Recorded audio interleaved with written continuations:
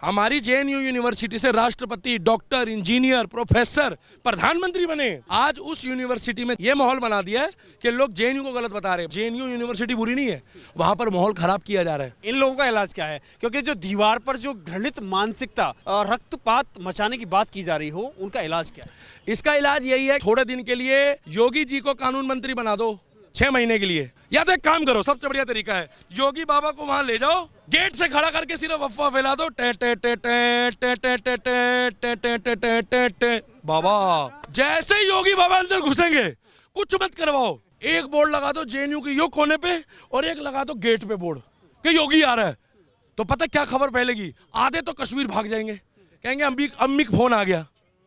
आधे बिहार, आधे यूपी, सब बंदे बिखरेंगे। पता क्या कहेंगे, बोलेंगे भागो भागो जेएनयू में योगी आ गया। तो जेएनयू में देश विरोधी गतिविधियों में जो भी लिप्त है उनको उठाओ और वहां के प्रोफेसरों को बोलो, डीन को बोलो कि दीवारों के मिटाने से कुछ नहीं होगा। इनके पिछवाड़े में रूह अफ़ज़ा लगाओ और इनको तबीयत से इनकी तबीयत से बजाओ। नमस्कार, मैं हूं केशव मालान। जेएनयू में की दीवारों पर विवादित नारे जो लिखे गए, हिंदू विरोधी जो नारे लिखे गए, वह विवाद अब गहराता जा रहा है। यह आपने देखा होगा कि द कश्मीर फाइल्स में या फिर बात करें जम्मू कश्मीर में जो नरसंहार हुआ था, उस समय एक आवाज़ लगी थी, मस्जिदों से जो आवाज़ जो आई थी वो लगाई गई थी, एक सामूहिक आवाज़ जो लगाई गई थी, पंडित कश्मीर छोड़ो, हिंदू कश्मीर छोड़ो। लेकिन आज जेएनयू की दीवारों पर जब लिखा गया ब्राह्मण भारत छोड़ो और बनिया भारत छोड़ो, जब इस तरह के नारे जेएनयू के अंदर लगते हैं तो माहौल गर्म होना स्वाभाविक है। आज इसी मुद्दे पर खास बातचीत करने के लिए हमारे साथ मौजूद हैं हिंदूवादी दिल्ली के दीपक। बहुत बहुत स्वागत है आपका खबर इंडिया पर। हिंदुस्तान के अंदर अगर जेएनयू में दीवारों पर, एक शिक्षण संस्थान की दीवारों पर यह लिखा जाए ब्राह्मण भारत छोड़ो, बनिया ब्राह्मण छोड़ो, आखिर मानसिकता क्या है? जय श्री राम, जय हिंद और हर हर महादेव। पत्रकार महोदय, देखिए ये विषय अब जो है राजनीति का नहीं है। इस विषय में नरेंद्र मोदी जी को और जो देश के गृह मंत्री है अमित शाह जी को अब संज्ञान लेना चाहिए। क्योंकि देखिए ये जो इन्होंने जो दीवारों पे लिखा है ना, इसको पूर्ण रूप से आप उनकी चुनौती समझो वामपंथियों की, जो देश विरोधी गतिविधियों में लिप्त है और जो कहते हैं ना सेकुलर का कीड़ा, सेकुलरिज्म का कीड़ा, वो सेकुलरिज्म उन्होंने दिखा दिया है। अभी तो आबादी की बात करो, अगर कोई सांप्रदायिकता की ना करो बात, तो 18% में यह हाल है। केवल 18% में दीवारों पे लिखा जा रहा है मेरे भाई। क्या अब ये कहेंगे कि भैया तुम बातें ऐसी करते हो? वो भी कहाँ, देश की राजधानी में। देश की राजधानी में। और सबसे बड़ी बात यह है कि देश की राजधानी का कट्टर ईमानदार मुख्यमंत्री, जिसे कहता है वो कट्टर ईमानदार, जो कट्टर मसाज पार्लर भी खुलवा लिया जिसने, जिसके कट्टर विधायक को पेल दिया मटमेला में, ये मटियाला आता ना विधानसभा मटियाला में, और हम उधर खजुरी में जिस विधानसभा में जहां इनका निगम पार्षद के दफ्तर में तोड़ फोड़ हो गई, ये बोल के कि भैया ये आपस में ही टिकट नहीं दी इन्होंने, वो कट्टर ईमानदार का एक ट्वीट नहीं आया।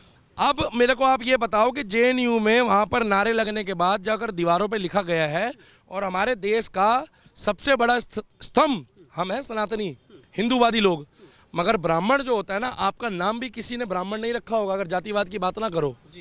और भगवान ना करे जब किसी की मृत्यु होती है तो पिंडदान भी ब्राह्मण से ही करवाते हैं। और उस ब्राह्मण को जो देश राम के साथ साथ परशुराम का भी है, भाई साहब देश तो सनातनियों का है, मगर अगर हमारे साथ रह रहे हैं सारे मिलजुल के, चाहे वो सिख भाई रह रहे हो, चाहे मुस्लिम रह रहे हो, चाहे ईसाई रह रहे हो, और ब्राह्मण और बनियों को जो देश के उद्योगपति बनिए, जो देश में उद्योग चला रहे हैं, जो हमारे देश में कोविड के दौरान लाखों करोड़ों रुपए दान करके ये कह रहे हैं कि घबराओ मत, हम आपके साथ हैं, हमारे सनातनी भाई बनिए, ये उनके लिए लिख रहे हैं।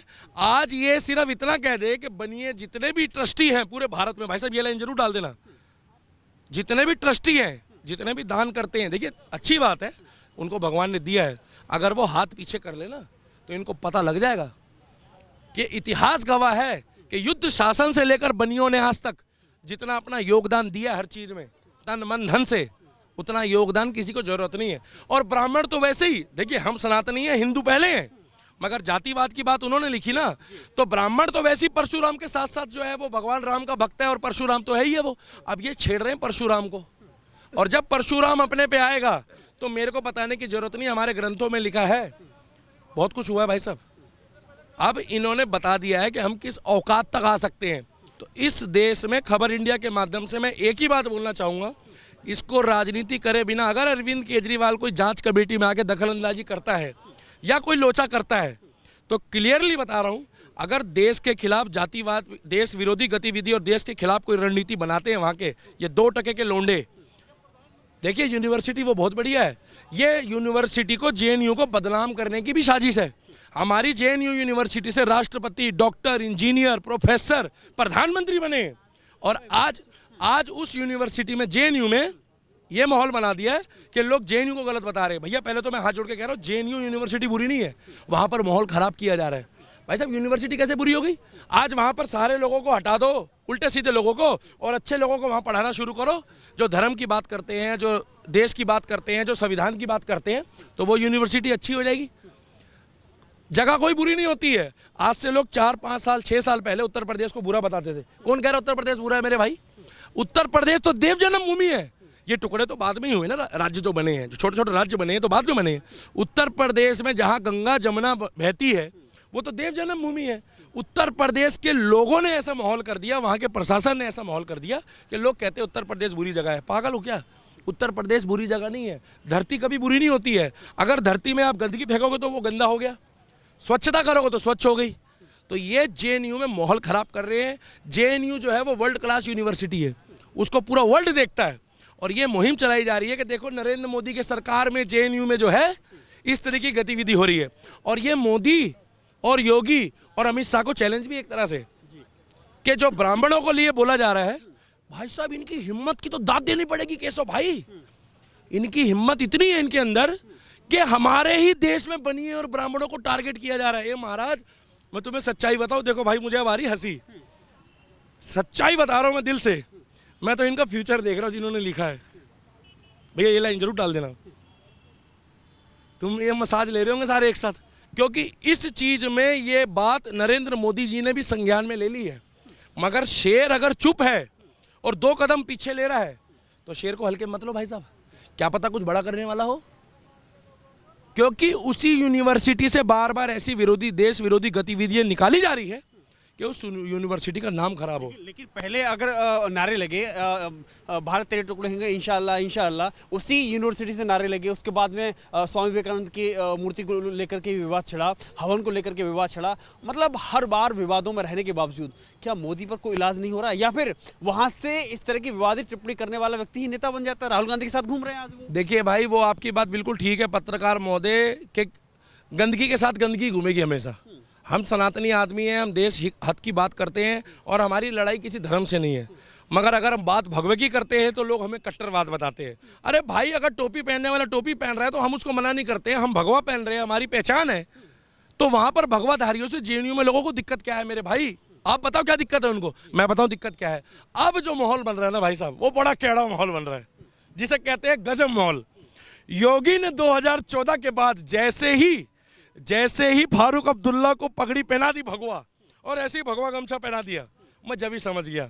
लोग पूछ रहे 2014 के बाद क्या फर्क आया है? सच्चाई बताओ तो फर्क ये आया है कि लोग अब अपने आप को हिंदू बता रहे हैं।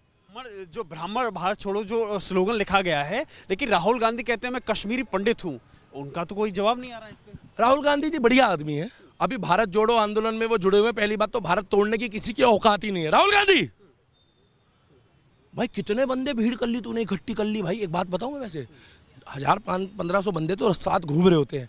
पता क्यों? हमारे देश में 2 तरह के लोगों को लोग देखते हैं। एक देखते हैं जो राष्ट्रवादी हो, अच्छा बोलता हो, और एक जो बढ़िया कॉमेडी करता हो। पहचान दोनों की करो। जरूरी नहीं है कि राहुल गांधी की रैली में आने वाला क्या पता मोदी को वोट डाल दे। मतलब इलेक्शन दिल्ली में चल रहा है और राहुल गांधी जो है केरला में घूम रहा है, तो मजे इससे बड़ी कॉमेडी तो कोई हो ही नहीं सकती।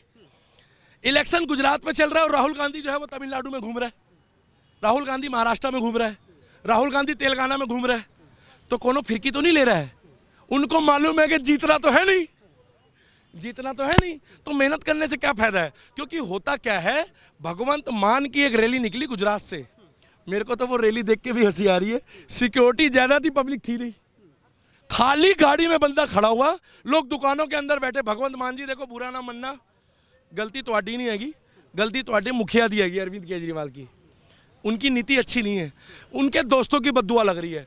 और सबसे ऊपर तो लग रही है हमारे वो वाले बाबा जो अन्ना हजारे बाबा है, एक बाबा तो यूपी में है, अन्ना हजारे बाबा की बद्दुआ लग रही है इनको, क्योंकि जिस सत्ता में आए हैं ना, इनके सारे दोस्त इनको बद्दुआ दे रहे हैं। कुमार विश्वास, कपिल मिश्रा, प्रशांत भूषण, अरे योगेंद्र यादव, ऐसी पूरी फेरिस्ट है।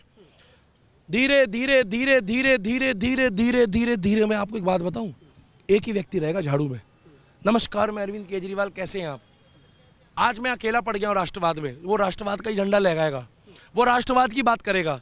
जेएनयू के लिए अगर वो एक बार भी कह दे तो उसके वोट खराब हो जाएंगे भाई साहब। अब तो एमसीडी के इलेक्शन खत्म हो गया, अब बुलवा दो। और कोई जात मजहब की तो मैंने बात ही नहीं करी, मैंने किसी का नाम नहीं लिया कि वहां पर ये किसने लिखा है दीवारों पे, जिस भी धर्म का हो, जिस भी जाति का हो, वो देशद्रोही है। क्योंकि बनिए और ब्राह्मणों के लिए टिप्पणी नहीं करी उसने पूरे हिंदू समाज और सनातनियों को एक चुनौती दी है, और उसको आज सुनने में आया, उसको मिटवा दिया है।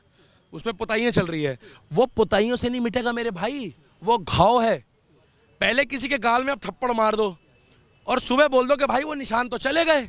तो जो जेएनयू में अभी ये जो प्रोपेगेंडा चलाया जा रहा है, ये दोबारा जो है आग को सुलगाया जा रहा है। इसे कहते हैं विनाश काले विपरीते बुद्धि।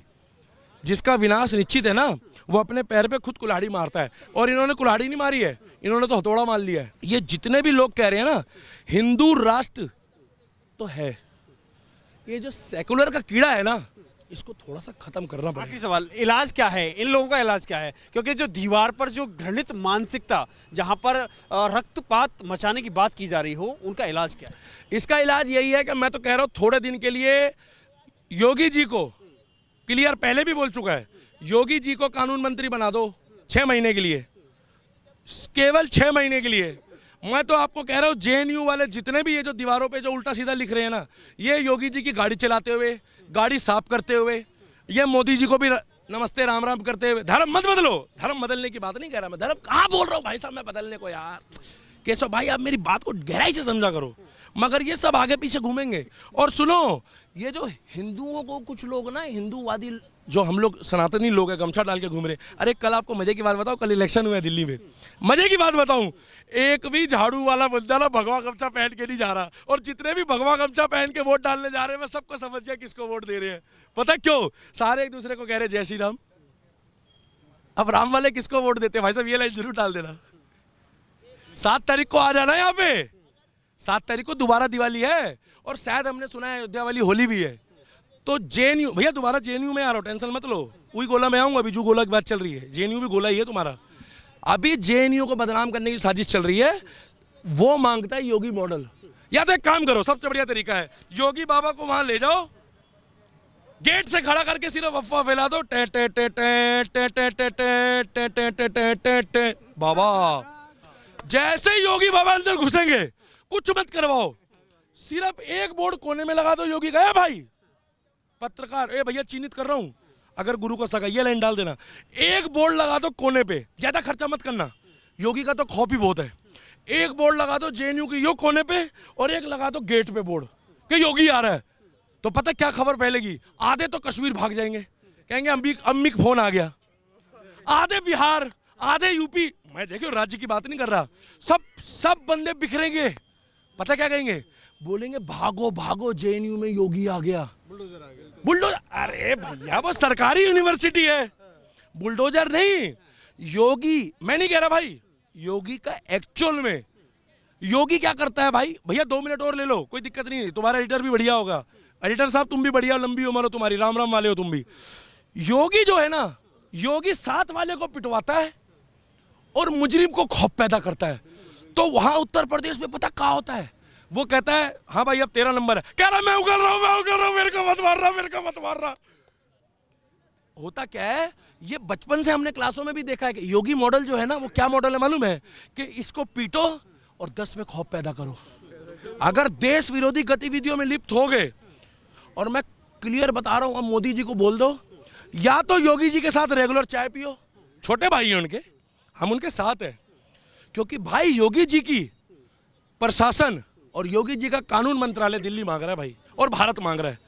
आप एक बात बताओ, मुझे तो बोल देते हो भगवाधारी, मैं भगवाधारी हूं, योगी जी का क्या करोगे? योगी जी तो नीचे से ऊपर तो ऑरेंज है, बताओ ना, वो तो पूरा ही ऑरेंज है, किसी की औकात नहीं है बोल जाए। अरे अगर हिंदुस्तान में एक देवता जैसा आदमी योगी आदित्यनाथ गोरखनाथ मंदिर का मठ का मुख्य सेवक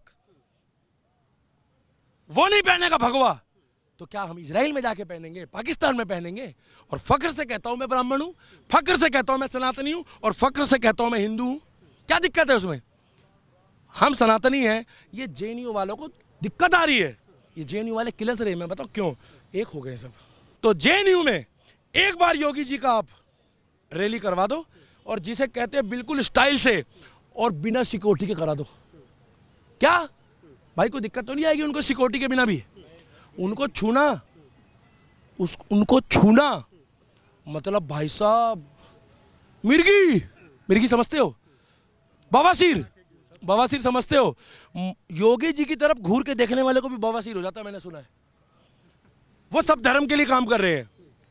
जेएनयू में योगी जी की एक फेरी करवा दो, और देश मांगे योगी और देश मांगे अमित शाह मॉडल।